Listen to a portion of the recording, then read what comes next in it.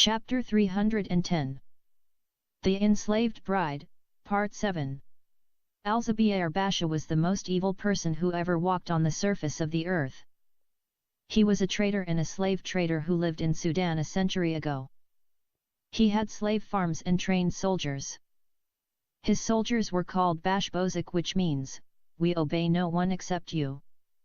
Their obedience to their leader, Al-Zubayr Basha, surpassed that of Hitler's army. Al-Zubayr Basha was the only Sudanese man to obtain the honorable title of Basha. Only the great Sultan of the Turks, Muhammad Ali Basha, and his son, Ismail Basha, and a few others important personalities received that title of honor. Why such an evil person obtained such an honorable title was not as much of a concern as was the fact that his evil practice was passed from generation to generation until the Arab Janjaweed inherited it. In his day, Al-Zubayr Basha raided the southern villages of Sudan and the western region of Darfur to obtain slaves. These he would bring to the western region and keep, as one would animals, in farms to tame them. During their stay in those farms, the poor southerners and westerners were tortured beyond description. Men were castrated and turned into eunuchs, and women were beaten and raped regularly by the Bashbozik soldiers. When Al-Zubayr Basha was sure that those poor people were changed from normal human beings into tortured slaves, he would ship them to international slave markets. A firebrand was used to mark their bodies like products before they were shipped abroad. Even when the British officially abolished slavery in Sudan, Al-Zubayr Basha continued to practice it for a very long time. The British troops experienced tough resistance by the Bashbozik soldiers. A century later, what Al-Zubayr Basha had done was merely a memory of the past, but the evil practice continues in disguise to this day in Sudan. Surprisingly, Al-Zubayr Basha was considered one of the great heroes of Sudan's history. One of the famous streets in the capital city of Sudan is named after that evil man. A Sudanese woman who claimed to be a descendant of Al-Zubayr Basha had a dream one night. In her dream she saw her great-grandfather Al-Zubayr Basha. He spoke to her and gave her his krama or charisma. After that, the woman decided to revive the slave trade of her great-grandfather. Before she saw the vision, she was engaged in a prostitution business. She herself was not a prostitute, for it was a shame for such a noble woman to do such a vile practice. She owned about 50 prostitutes. These prostitutes came from various tribes in Sudan. In her house one could find every shade of skin, from deep ebony to fair ivory. After she saw her dream, Bit Al-Zubayr Basha began to trade not only with women's bodies but with their souls as well. When the word spread, other people began to profit from the new trade. Hence, the slavery trade was revived by one woman. In a few years her single house expanded, multiplied, and branched out. The Janjaweed and the Hambata began to exchange their captured women with Bit Al-Zubayr for cash. Bit Al-Zubayr never accepted cattle and men but only beautiful and young women. Wadmira became a regular supplier to this woman. He sold Ayan and Olivia to her. Not every girl who ended up in that woman's house was sold to her. Some young girls, especially the Arabs, sold themselves to Bit Al-Zubayr. Those girls had either been impregnated by their boyfriends before marriage or caught in action with their lovers. In each case, they had to either surrender themselves to their fathers or brothers to be killed for bringing dishonor to their families, or run away from their homes. If the girl came to Bit Al-Zubayr's house of her own free will, she was placed into either the prostitution or the liquor business. As soon as she entered that house, she was marked by society as a bad woman. Later on, even if that girl might visit the house of Allah in Mecca, wash her body in the holy water of Ganga Jamna river in India, or repent and become a nun, that mark could never be erased. It was like a permanent tattoo that people would see etched all over her face, wherever she went. It would manifest itself in the way she talked, walked, dressed up, and behaved. Olivia was not like Ayan, for she was a city girl and a well-trained soldier. During her training, she had been taught how to free herself from the enemy's trap. On that fateful day, Wadmira had hit her head with his gun and rendered her unconscious. When she regained her consciousness, she found herself in a dark hut with no one around. Her mouth was wrapped with a thick piece of cloth. Her hands and legs were pressed together and tied with strong ropes. She lay on the ground, her body only half covered. She breathed only with much difficulty, and her head throbbed as though a hammer was hitting it. It took her a few minutes to recollect her encounter with the evil men. She remembered everything except what had happened after she heard Malwal's gunfire. Given her present situation, she guessed that she was somehow taken captive and brought to this place. She also blamed herself for not responding quickly enough when she heard Malwal's shooting. In their original plan, she was supposed to draw out her revolver and ask the evil man to surrender. That was the plan for capturing Wadmira. Olivia guessed that the one who whipped the Arab man to death must be Wadmira, and that he must also be the one who kidnapped and brought her to this place. Her arrest was not of concern to her as her thoughts of Malwal. Was he shot dead by Wadmira or still alive? Her anxious questions brought angry tears to her eyes. She had to get out of this place. Olivia's shrewd mind began to plan an escape. It was still dark and late in the night when she recovered her consciousness. She could hear dogs barking in the near distance. The baying made her imagine that she had been cast into an isolated place inhabited by millions of furious dogs. If she managed to release herself, would she escape those angry dogs? How could a single man like Wadmira provide food for such a number of enraged animals? Olivia had no clue where she was imprisoned. Wadmira had brought her to the headquarters of Bit al-Zabir Basha. More than 20 fully armed gangsters guarded the place during the day. During the night over 50 voracious Sudanese dogs were set loose to guard the place. A Sudanese dog was not a tame animal. It was as big as a tiger and as dangerous as a lion. The law in Sudan permitted one to keep a guard dog. It was a common occurrence for a thief to be reported as killed by a guard dog. The dog knew no one at night except its owner. Bit al-Zabir's headquarters were surrounded by a high fence made of thorny trees. At night, half of the dogs wandered outside the tall hedge and the other half guarded the interior area. This space contained many huts connected to each other like compartments in a train. In each hut lived a prostitute or liquor seller. Each girl was warned not to venture out of her hut at night. Her blood would be on her head if she broke the order. So, whatever a prostitute or a slave girl wanted to do after the dogs were set free, she must do inside her hut. As long as she remained confined within her boundaries, she was safe. If she had a customer who lingered behind until the dogs were released, she had to keep him overnight. Even the devil would not escape those voracious beasts. Olivia sat in her hut mulling over the first idea that had flashed into her astute mind, that of releasing herself and escaping. Deep in thought, she was startled when the huge, dark figure of a human being entered the hut. The man was carrying an oil lamp in his left hand. The flame of the lamp revealed his identity to Olivia. Wadmira. His bloodshot eyes looked at her like a mad dog. She whimpered and backed up against her wall when she noticed in his right hand the same whip he had used to kill the Arab man.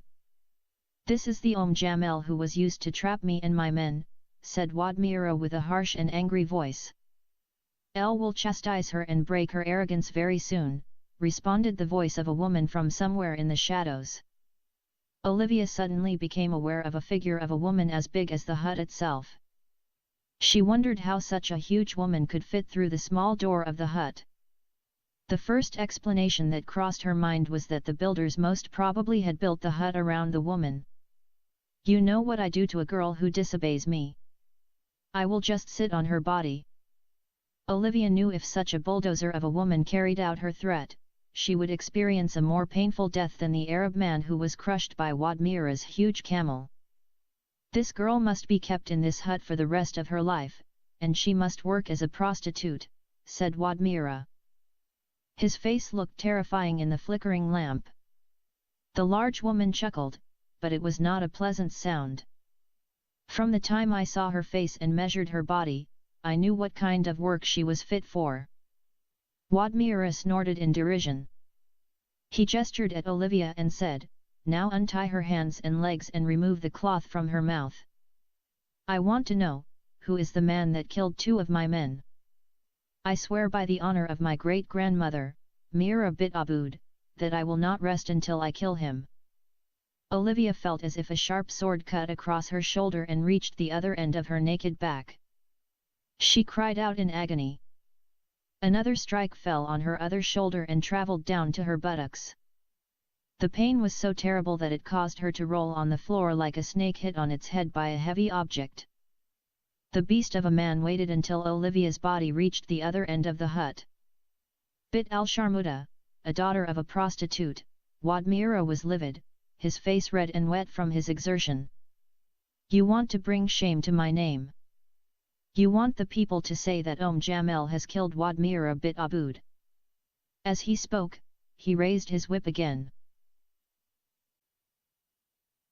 Olivia knew the beast meant every word he spoke, so in order to keep herself alive and carry out her plan of escape, she must tell him everything.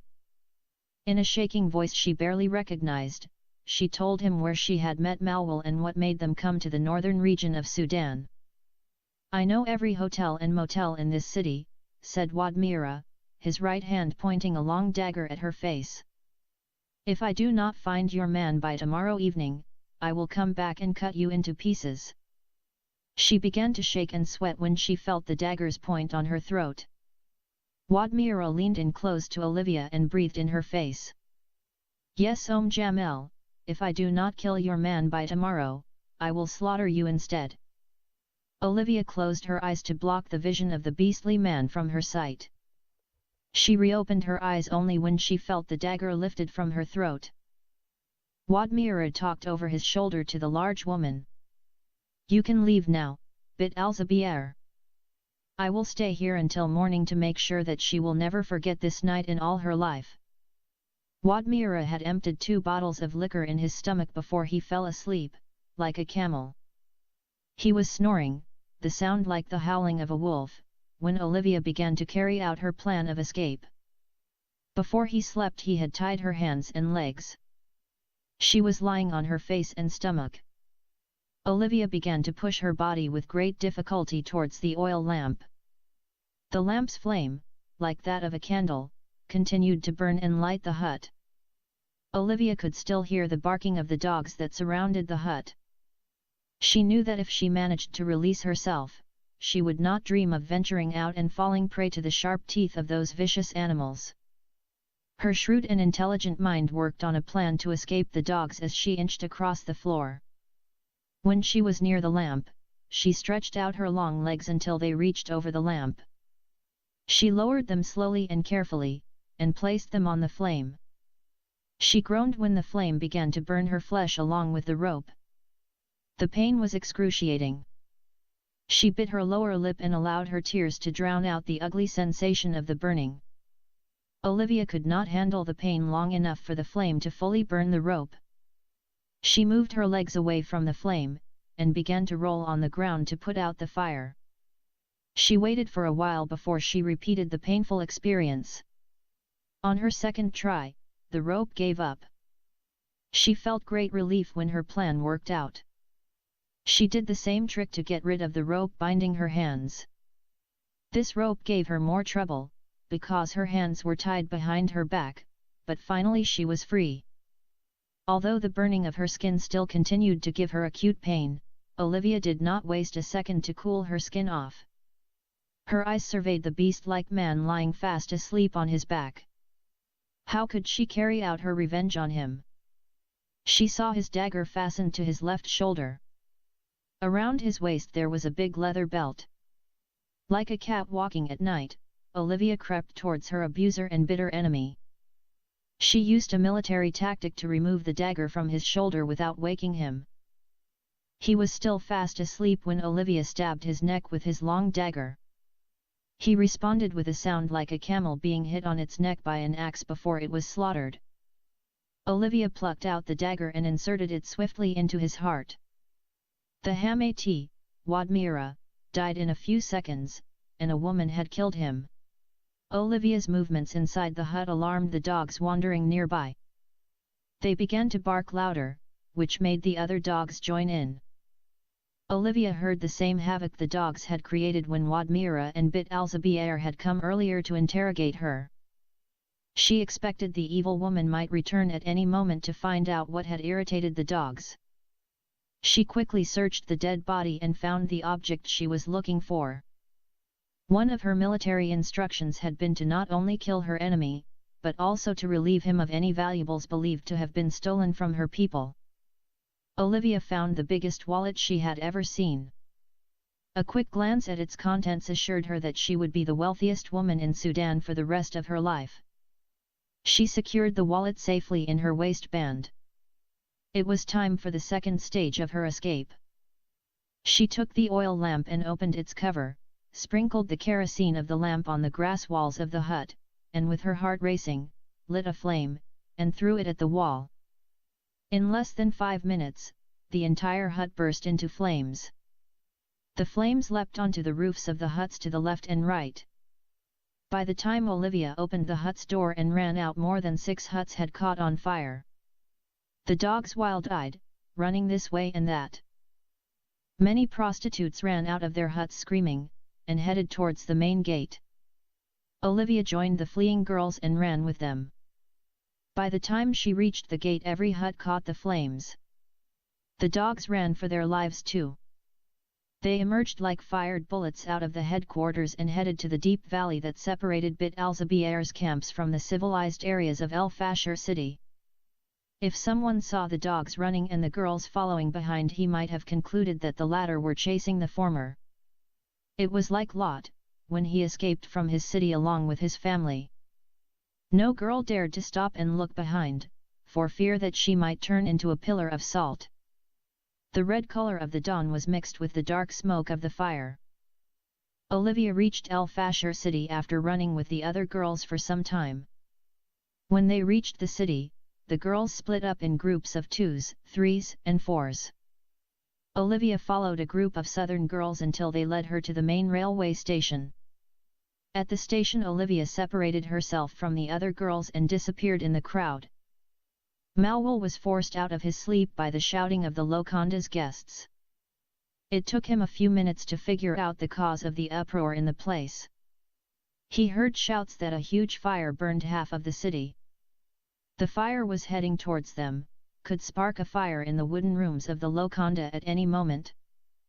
Malwal pulled on his clothes and hurried out of his room, joining the other anxious guests in their mass evacuation into the street. When he emerged from the small motel, he shivered at the unearthly glow of the sky, the huge flames flickering on the horizon, and choked on the acrid smoke of the fire. In fact, Bit Alzabier owned the Lokonda, and hence it was located not far from her prostitution and slavery camps. When Malwal set his long legs to the wind, he heard the fire brigades sounding their bells and heading towards the flames. As he fled, he received advice from another man racing past him to run towards the main railway station in case the fire consumed the entire city as it had done before in El Gadarif city in 1955. At least he would be able to catch a rescuing train and be saved. Before Malwal had even reached the railway station, the fire arrived at the Lokonda and burnt it down. By then, Malwal and the other guests had already entered the deep valley of the shadow of death.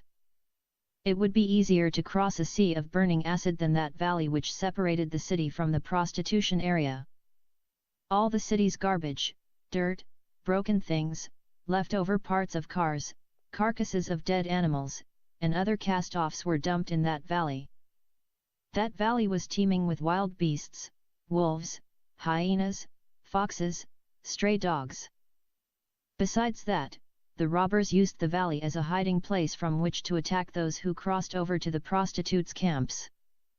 Every night, 1 or 2 citizens were robbed, and sometime killed inside that valley. By the time Malwal emerged out of the other side of the valley, his feet were bleeding, every part of his body was bruised, and his face was scratched by the thorny bushes. Only 1 hour after Malwal and the other guests had crossed the valley, the fire reached it and consumed its bushes and garbage. The fire ended up being a blessing to some people, as it rid the city of the heaps of garbage, and a curse to others, as it destroyed the prostitution camps. That day some of the sham ashes became rich, looting the massive property of Bit al-Zubayr, and stealing many valuable objects. Somehow, the fire brigade was able to put out the fire before it reached the city. It was at midday that the fire was finally brought under control. Malwell and Olivia roamed aimlessly around the railway station until chance brought them together. It was Olivia who saw Malwell sitting in one of the open cafes and surprised him from behind. She slipped up quietly and covered his eyes with her hands. She waited, breathless, for him to guess who she was. Malwell identified Olivia's tender touch and delicate hands immediately. He jumped out of his seat, and his mouth shouted out the joy of his heart, "Olivia!" Olivia jumped into Malwell's open arms, and the two lovers clung to each other as if they had been separated for a century. The fire redirected the attention of the public in El Fasher from Mu'allana's case to Bit al-Zubayr's affair. Before the fire, which destroyed half of her illegal racket, people thought that she was running a prostitution and liquor business. However, the appearance of some of her girls in the city revealed that Bit al-Zubayr was running a slave trade as well. Therefore, there was public pressure on the police authority to investigate the rumors and put an end to the illegal activities of Bit al-Zubayr Basha. Accordingly, the woman was arrested for the first time in her life. She was arrested while staying in her huge villa, which was located a couple of blocks away from the mayor's residence. Bit al-Zubayr, in fact, never spent a single night in her prostitution and slavery camps. She lived in the most civilized and highly secured area of the city. During her interrogation, Bit al-Zubayr admitted that she owned the huts, but said she rented them to anyone who wanted temporary or permanent accommodation. She denied her involvement in any kind of illegal business. If the tenants had turned her huts into prostitution and liquor businesses, that had happened without her knowledge. By the end of the day, the police commissioner, the mayor, and some top officials in the government were bribed and Bit al-Zubayr was released less than 24 hours after being arrested. Those girls who remained loyal to Bit al-Zubayr were provided with temporary accommodation in some of the city's motels until the headquarters could be rebuilt. Some prostitutes who were kept in the city for VIP customers were forced to accommodate Bit al-Zubayr's girls. If any prostitute refused to accept this temporary arrangement, she was threatened with the loss of her job or her life. As soon as Bit al-Zubayr had cleared herself of the accusations, she began reconstructing her former empire. Every hut builder in the city was employed to set up the huts again. Some builders were even imported from the neighboring cities. During this period, the price of liquor doubled and the prostitutes charged 10 times their usual rates. Such sudden increases led to some serious social problems. There were reports of rapes, and homosexuality became an open practice. At schools, little children were harassed and abused by teachers and big kids alike. This time Bit al-Zubayr had learned a lesson from her former mistake. She ordered the builders to keep enough space between each hut to prevent future fires. She bribed the people of the municipality to grant her more land. Moreover, she purchased some privately owned fields and added them to her estate. The construction took 2 weeks. Usually, a hut could be built in less than 4 hours if the builders were well paid and in 2 days if the rate was low. People preferred to have their huts built in a short time to avoid unnecessary expenses. The hut builder would expect his employer to feed both himself and his assistant boys as long as the building project lasted. The landowner had to supply 3 meals, tea, coffee, snuff, and in some cases cigarettes. Every single hour of the day the builders expected to be given cups of tea or coffee. No one in the whole world could consume the quantity of tea the hut builder could consume. Another problem with the hut builders was that if the landowner happened to have a beautiful wife or daughter, then the work would be delayed indefinitely. No stranger was ever allowed to see someone else's wife or daughter without risking his own life except for the hut builder. The hut builder never touched the women, but he would stare at them from his tower throughout the day. It did not take a long time for Bit al-Zubayr to discover the cause of the fire. The firefighters were able to remove the dead body of Wad Mira before the fire could fully consume it. He was the only human being found dead inside a hut. The rest of the people and animals had successfully escaped from the fire. Even chickens and pigeons survived.